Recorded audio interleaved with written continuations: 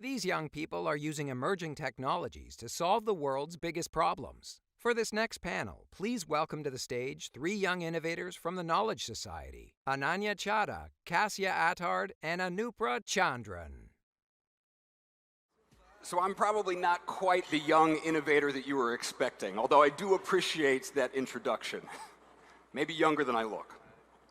But I want to frame a little bit of the conversation we're about to have and the people that you all are about to meet. These are not just young innovators. These are 3 of the most interesting people that I have met at this summit. And I'm sure you all will agree, there are a lot of very interesting people at this summit. This is a trio of complex and creative problem solvers who I think really exemplify and practice and embody the mindset and the thinking we've been talking about here this week.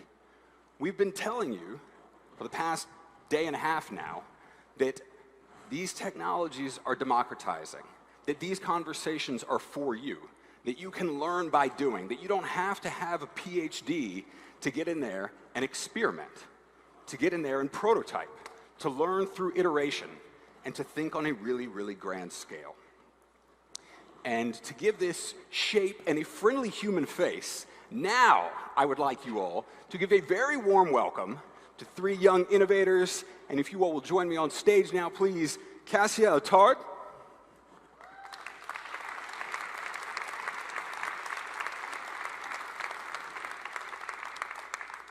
Ananya Chadha,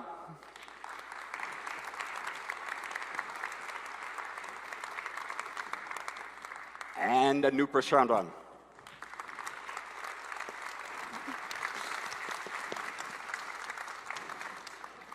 All right, this may be the conversation I'm most excited about having all week. How are you all doing? Good. Amazing. Awesome. I love the energy. All right, so here's how we're going to do this thing, friends. Each of you all are going to have a minute or 2. We're going to go through a round of lightning talks where we'll ask you to stand up, tell us a little bit about who you are, what you've been up to, what you're working on. And then after we hear from each of the 3 of you, we'll sit back down and we'll open up a conversation. All right? Awesome. Cassie, do you want to kick us off? For sure. All right.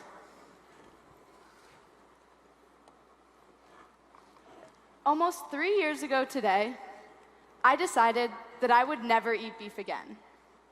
Now, on a global scale, this isn't abnormal.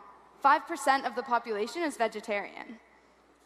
But most vegetarians didn't choose this lifestyle for the same reason that I did, which is for environmental reasons. Most people don't realize that vegetarians have a lower environmental impact than 99% of us here today. And that's because meat is a massive polluter. Meat production releases the same amount of greenhouse gases as all forms of transportation combined. Now, I'm not here to convince you to be vegetarian, I promise, but I am here to convince you that there's a better way to produce meat. Cultured meat, or lab-grown meat, is meat produced using real animal muscle tissue, but grown in a petri dish instead of an animal. Now, to be clear, this isn't processed meat or some strange concoction of chemicals. It's the same biological material, just produced in a different place. We're all here today to learn about exponential technologies, technologies that are going to disrupt the future. And one key aspect of a good exponential technology is high efficiency. If cows were a technology, they would be considered 3% efficient. In comparison, cultured meat is 9% efficient, with the added bonus of potentially solving some massive world problems like climate change and tasting amazing. Hi, I'm Cassia. I've worked with solar technology and nanotechnology to produce clear solar panels. I've worked with artificial intelligence to combat overfishing, and I'm so excited to be here today to talk to you about cellular agriculture. Thank you. Woo!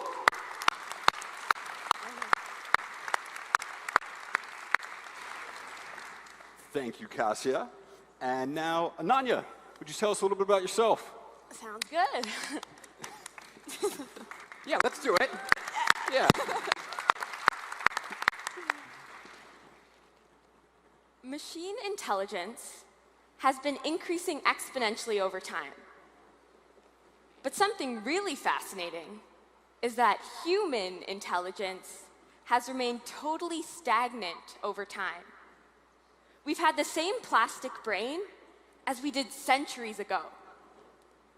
And a lot of really smart people like Brian Johnson, Elon Musk, think that in this coming decade, we're going to be facing some of humanity's most complex problems. Climate change, how we wish to govern society, inequality. And in order to solve these problems to the best of our abilities, we're going to have to increase human intelligence, empathy, our cognitive abilities. Which is why I'm really excited to share with you guys about brain-computer interfaces. Brain-computer interfaces is technology that lets you connect your brain to external machines or computers. To give you some background about myself, I started off doing 2 years of gene editing research. I then built prosthetics, brain-controlled cars, brain-controlled music players alongside Microsoft. Then I had to go to high school, and now I'm getting started with... Yes. And now I'm getting started with the AI team at IBM. You might think that brain-computer interfaces seem really far off, but the reality is so different. Companies like Neuralink, Facebook, Kernel have hundreds of millions of dollars in funding to develop neural interfaces. They're operating in stealth mode, and most of you probably won't know of them. The research has been crazy as well. There was a study at Duke University with 2 mice. One was in South Carolina, the other was in Brazil. The mouse in South Carolina looked at a sequence of buttons in front of it. It pressed them in an order. The 2 mice had brain chips, and they were connected over the internet. Over the internet, the information was sent directly into the brain of the Brazilian mice, who then pressed the same sequence. There have been studies uploading the blueprints of a maze into the mind of a mouse. People are legitimately thinking about how we might create things like brain-to-brain communication. So instead of me speaking to you guys today, you might just already know. And with brain-to-brain communication comes brain-to-internet communication. It could be like you talking to Siri. It could be like me downloading Japanese. But most likely, it'll be like something we can't even conceive of. I didn't get into the field because I was excited about it, to be honest. I got into it because I was really scared. The US military is doing a study, they're in clinical trials right now, to cure PTSD. It's a brain implant that senses when you're about to have an episode, sends in electrical signals to combat the emotion. It's essentially a third party controlling how you feel. And there are so many questions that need to be asked. What if your brain could be hacked? What if only the wealthy people get brain-computer interfaces? If we're trying to increase humanity for fulfillment and contentment, is this really the best path to go down? And frankly, I don't know. Brain-computer interfaces will unshackle us from our biological limitations and create a world with cognitive abilities that we can't even imagine. And that's why I'm really grateful to get the chance to share with you guys about it today. Thank you.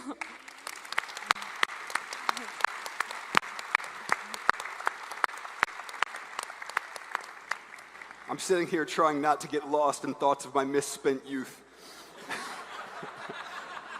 I can see it on your faces, friends. All right. Anupra, tell us a little bit about yourself and what you have been researching.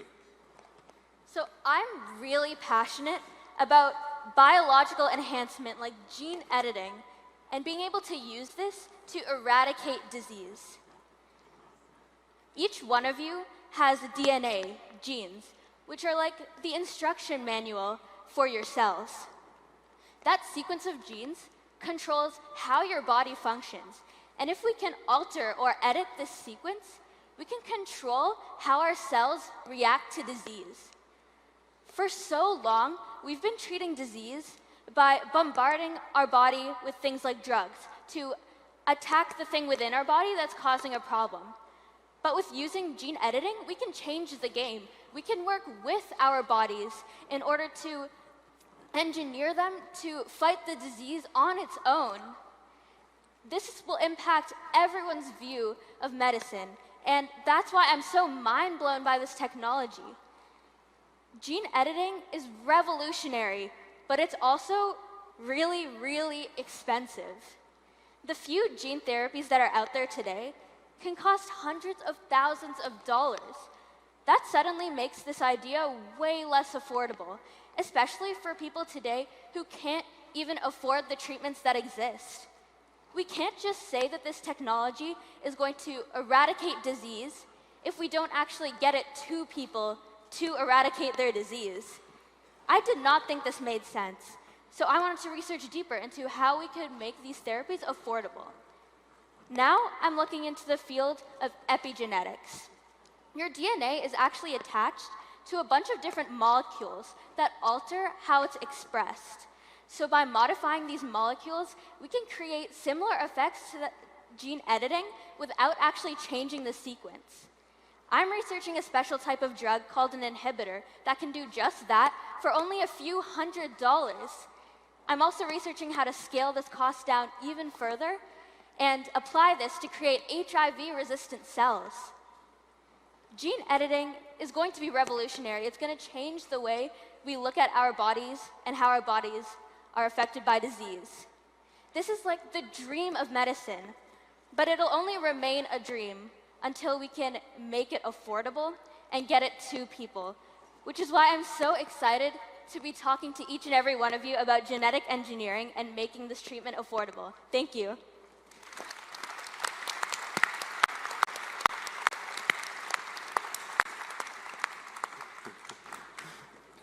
Wow. Listening to each of you speak, it's impossible not to notice the boldness of your vision for the future and also the scale of your thinking. You sound almost like you've been coming to Singularity events for years, but I'm pretty sure that's not the case. And I know every superhero and superheroine has an origin story. So I want to open this up to the three of you and ask you, what really inspired you, or first inspired you, to think on that scale, to think that boldly? So we're all part of a program called the Knowledge Society. And the Knowledge Society, to use an analogy, is you've all heard of a startup accelerator. It gives the startup the knowledge and the resources and trains them in the mindsets that they need to grow the company really big. TKS is a human accelerator for high school students.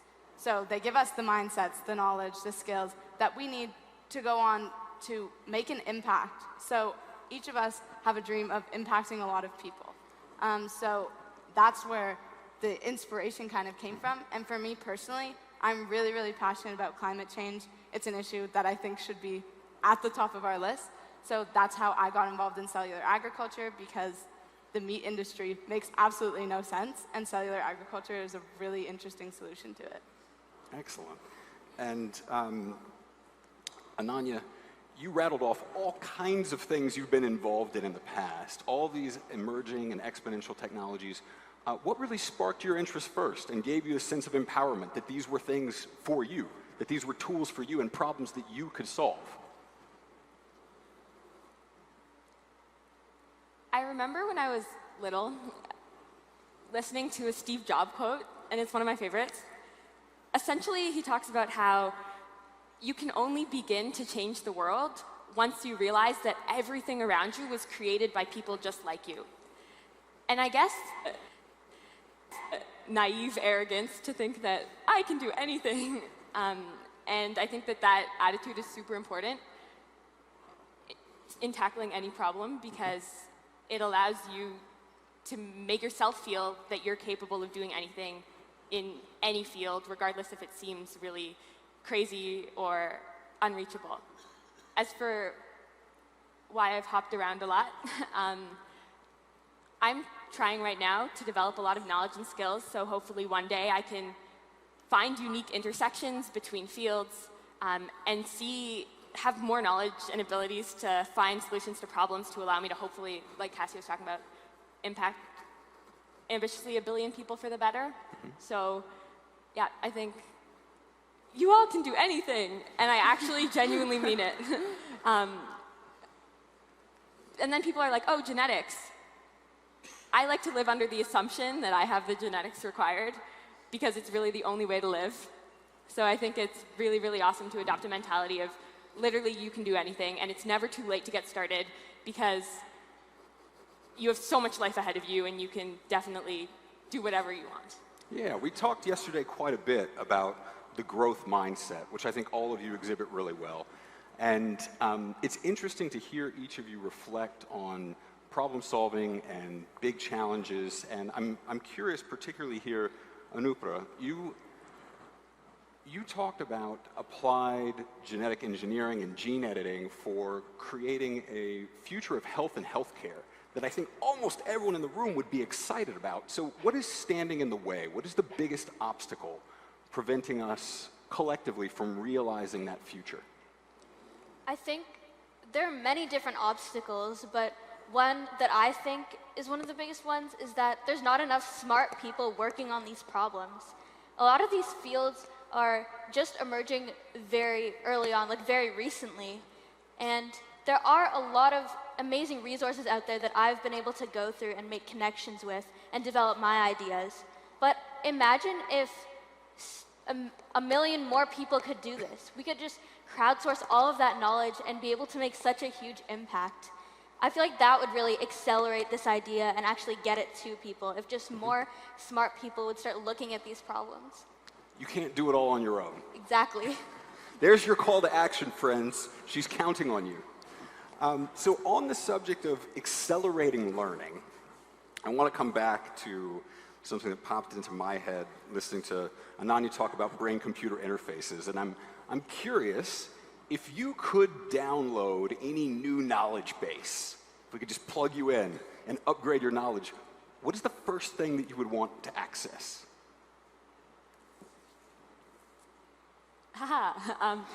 So I'm fully Indian, even though I don't look like it. And I feel like Indian people have like an Indian person bond, you know? And because I don't look like it, I sometimes don't have that bond. So I would love to be able to download Hindi. I can understand it, but speaking it is still a track I'm learning. And I feel like it would allow me to increase connection with a whole bunch of humans.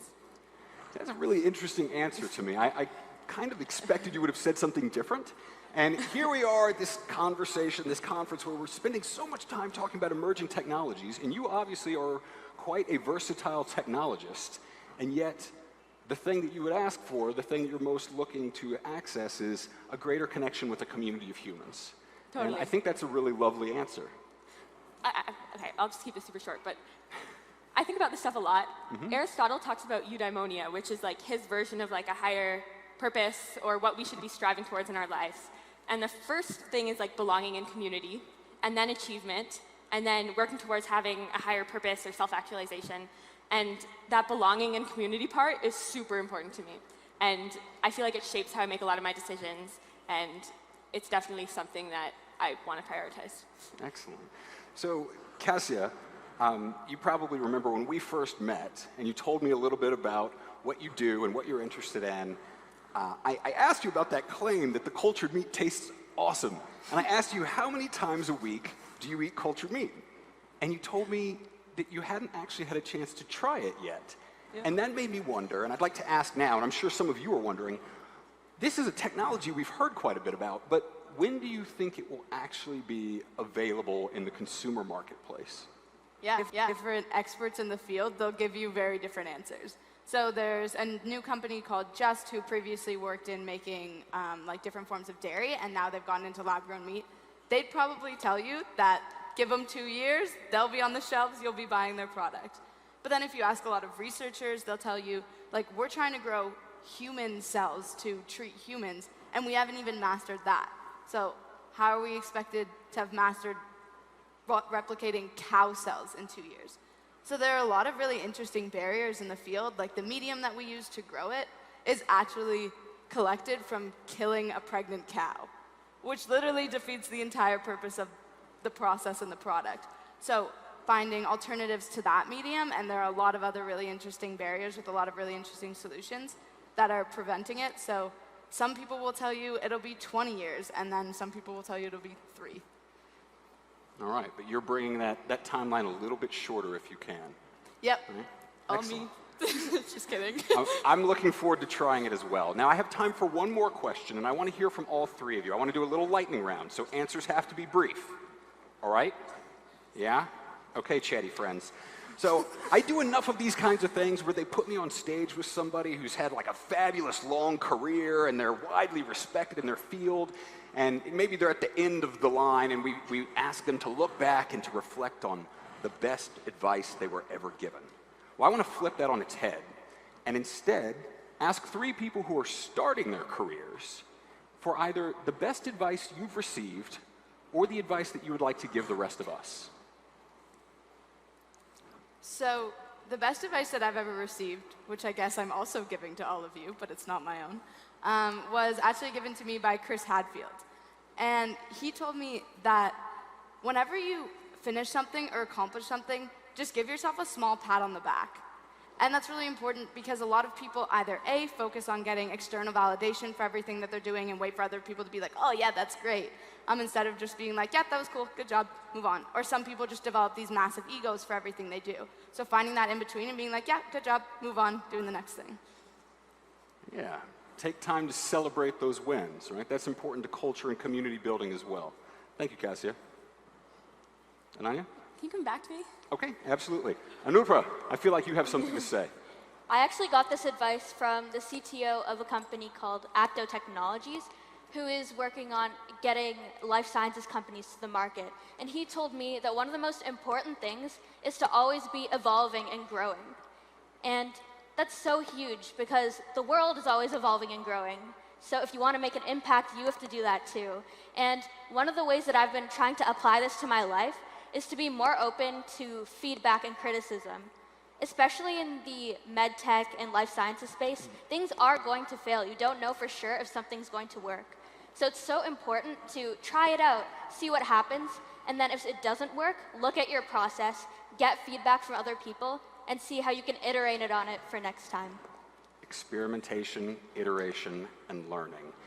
And you, my friend, are off the hook because we are running out of time. We're going to assume that you've managed to do all this stuff without receiving great advice from anyone. I've received so much advice, so it was hard to pick the right one. That's quite all right. So I want to do one last thing.